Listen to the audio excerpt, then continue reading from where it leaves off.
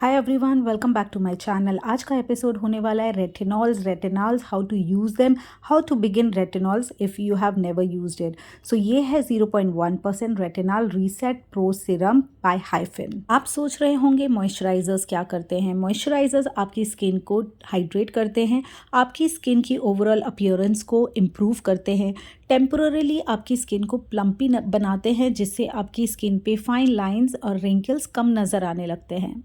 आपकी स्किन का overall barrier repair होता है मॉइस्चराइज़र से और स्किन काफ़ी अच्छी होती है। बट अगर आप अपने फाइन लाइंस एंड रिंकल्स के लिए कुछ ढूंढ रहे हैं तो आपको रेटिनॉल की ही हेल्प लेनी पड़ेगी।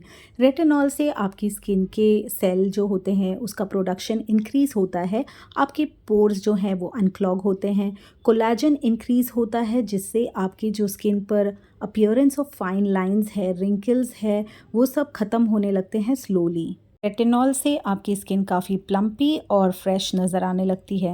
हाइफिन में आपको मिलता है 0.1% retinol reset serum pro and also इसमें आपको मिलता है 0.05% अगर आप बिगिनर हैं। लेकिन ये रेटिनॉल नहीं है, ये रेटिनॉल है। अब मैं आपको डिफरेंस बताती हूँ। रेटिनॉल एंड रेटिनॉइड दोनों ही विटामिन ए से डिराइव्ड हैं और इनको ज़रूरत है कन्वर्ट होने की रेटिनॉइड एसिड में, जो आपकी स्किन में कन्वर्ट होगा, जिससे आपको एंटी एजिंग बेनिफिट्स मिलेगी। रेटिनॉल ज़्यादा पोटेंट वर्जन है of vitamin A and directly convert होता है रेटिनोइक एसिड में।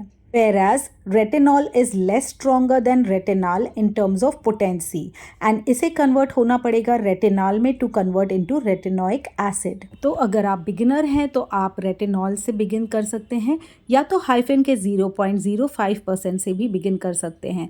ये है 0.1% रेटिनॉल रीसेट सीरम। इसमें जो लोअर वर्जन है 0.05%, उसमें सिर्फ रेटिनॉल की पोटेंसी थोड़ी कम है। तो अगर आपने 0.05% से स्विच करना है देन आप इसे यूज़ कर सकते हैं। अदरवाइज़ अगर आपको रेटिनॉल के बाद इसे यूज़ करना है तो आप 0.1% भी सिलेक्ट कर सकते हैं। एनकैप्सुलेटेड फॉर्म में है ताकि आपको स्किन इरिटेशन कम हो।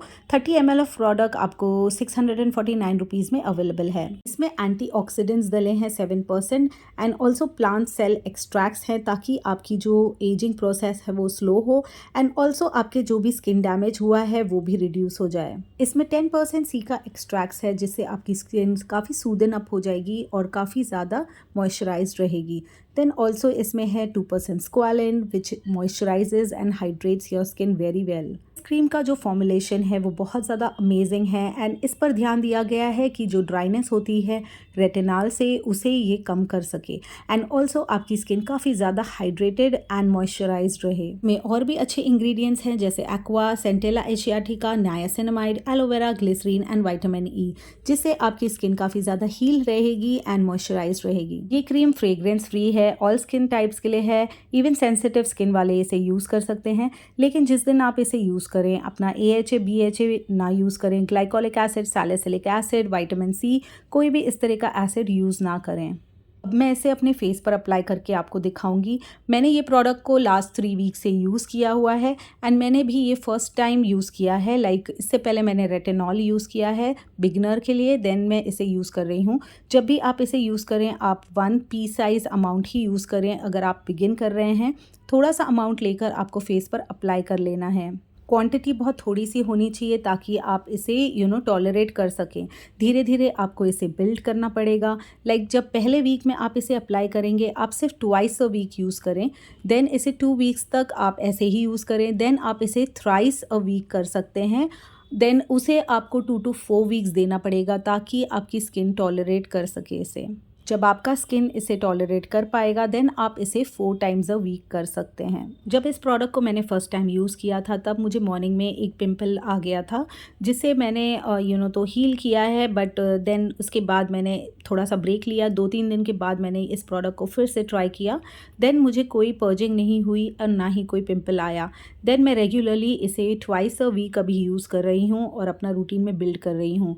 एप्लीकेशन के बाद मुझे बहुत ज़्यादा चेंजेस नज़र आए। मेरे जो एरियाज़ में जहाँ पर मुझे रिंकल्स थे, फाइन लाइंस थे, माउथ के अराउंड या आइज़ के अराउंड, मुझे काफ़ी ज़्यादा डिफरेंस नज़र आ रहा है और बहुत हेल्दी मेरी स्किन हो गई है और बहुत ही फ्रेश और ग्लोइंग लगती है मेरी स्किन, काफ़ी ज़्यादा हाइड्रेटेड रहती है। आप भी इस प्रोडक्ट को डेफिनेटली ट्राई कर सकते हो और अगर आपको मेरा वीडियो पसंद आया है तो सब्सक्राइब करना ना भूलें मेरे चैनल को।